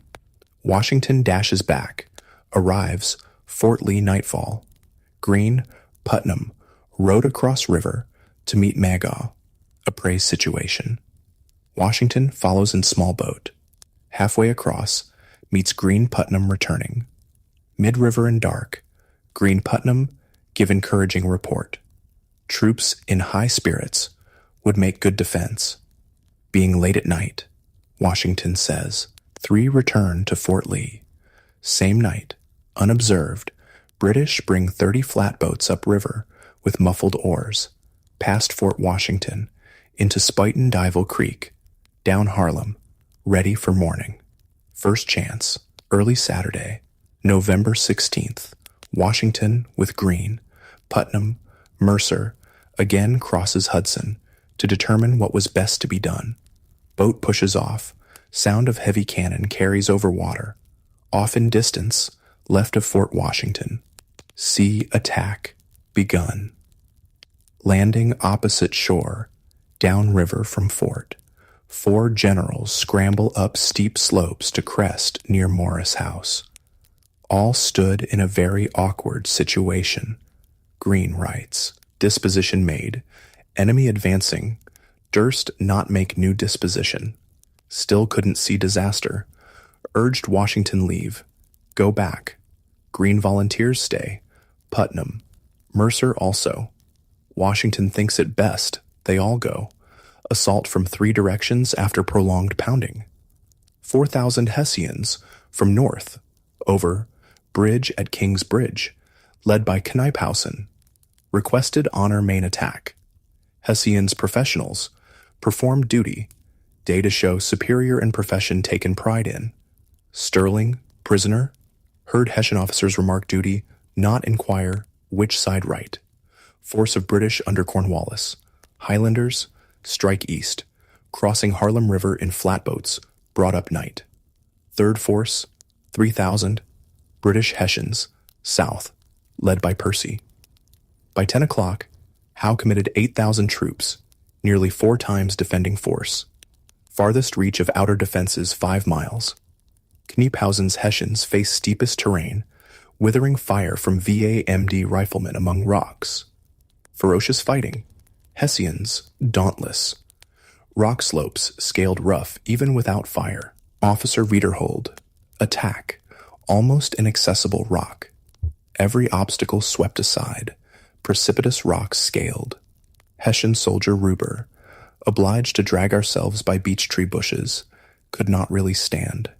At last, on hilltop, trees stones, hard time, no idea of yielding.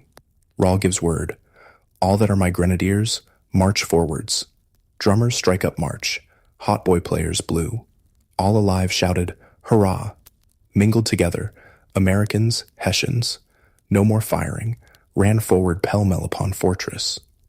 Grant disliked Hessians almost as much as Americans, writes admiration how they surmounted every difficulty, gaining heights, kept on, at a trot. Kniephausen had not stopped Rahl, convinced he would be in fort 5 minutes. Other sides of attack advanced. Some American defenders little resistance, others fight tenaciously. Graydon commanded company facing Percy's assault from south. 150 men, single 18-pound cannon, held off 800 British. Percy's attacking troops capture Morris House, 15 minutes after Washington general's exit. Courage not enough. Americans too few. Extended lines. Only recourse retreat to fort, with speed. 17-year-old Private John Adlam ran distance uphill, hardly breath. As I was a good deal fatigued, walked to the fort, very leisurely. Near Fort British Firefield piece, with round shot at huddles between fort lines, within abitus. Ball took part of 2 men's heads, wounded another, went into fort.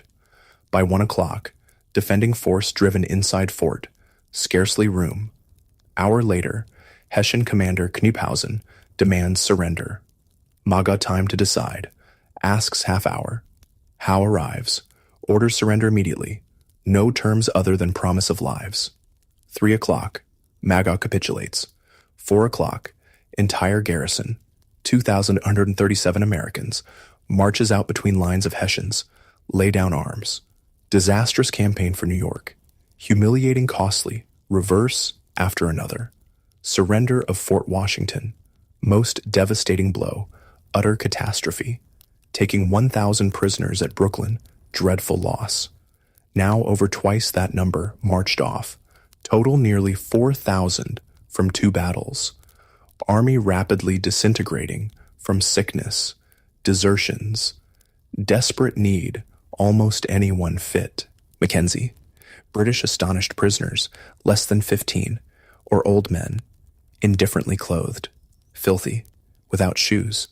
Odd figures frequently excited laughter. Crushing defeat. Fort Washington. Garrison capture.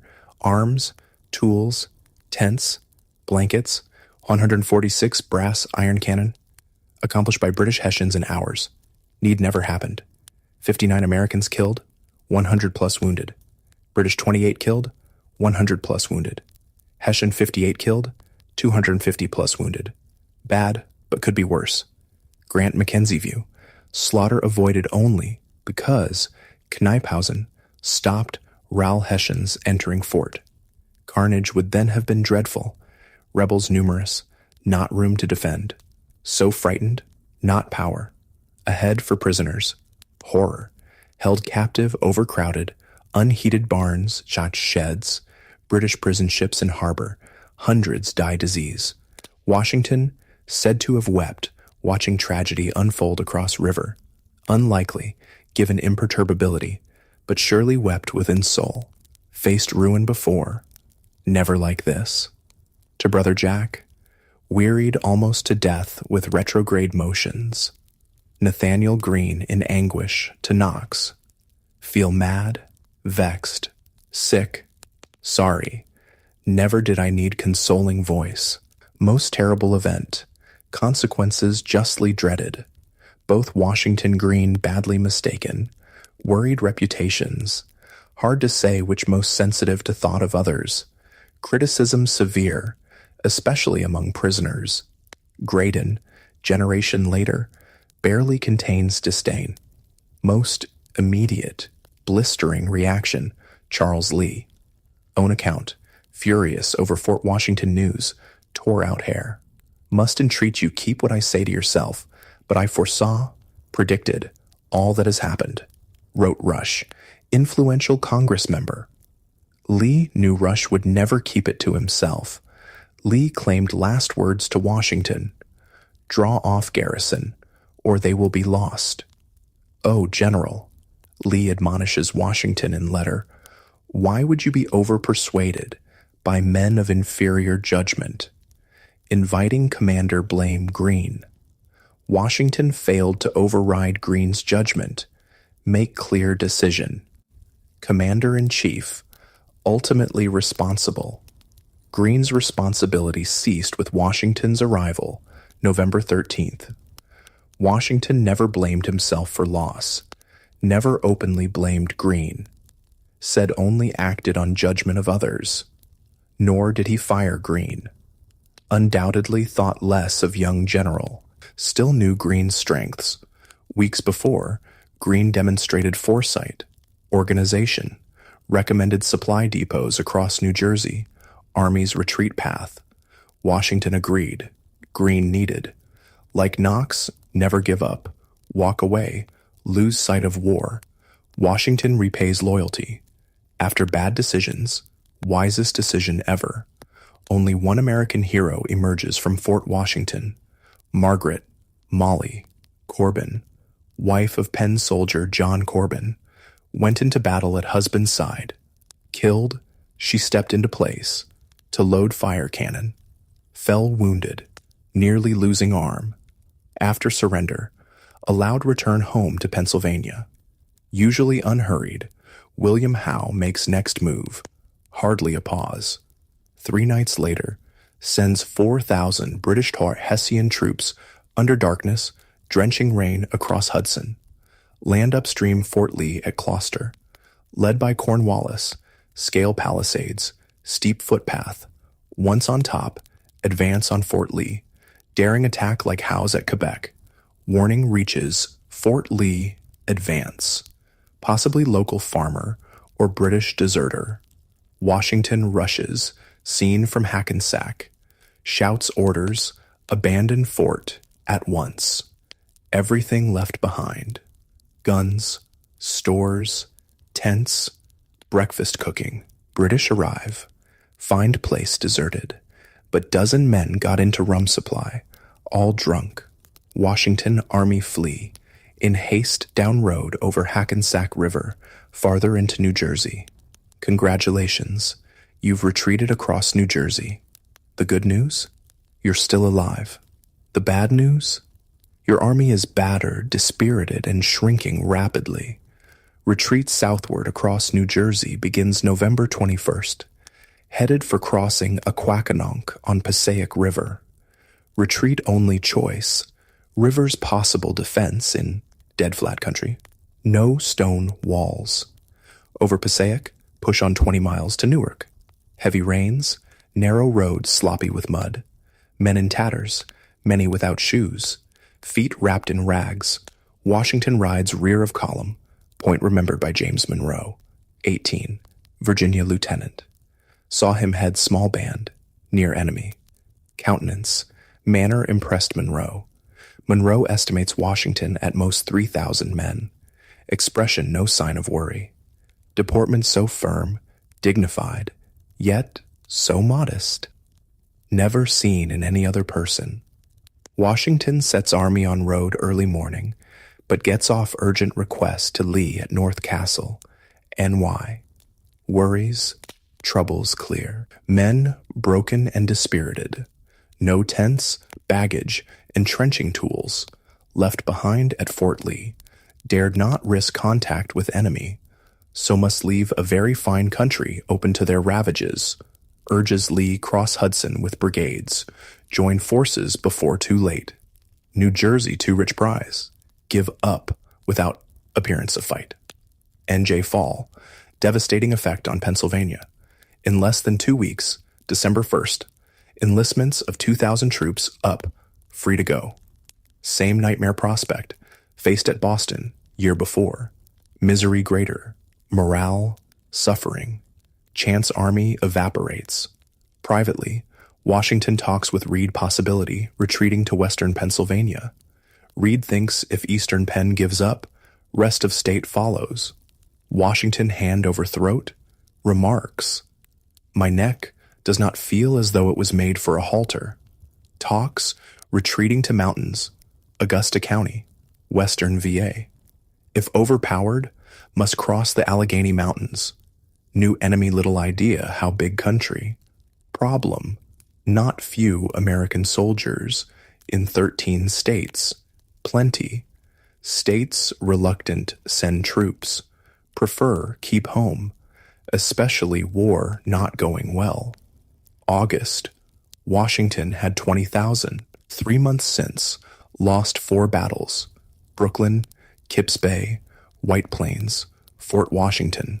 Gave up Fort Lee. Army divided.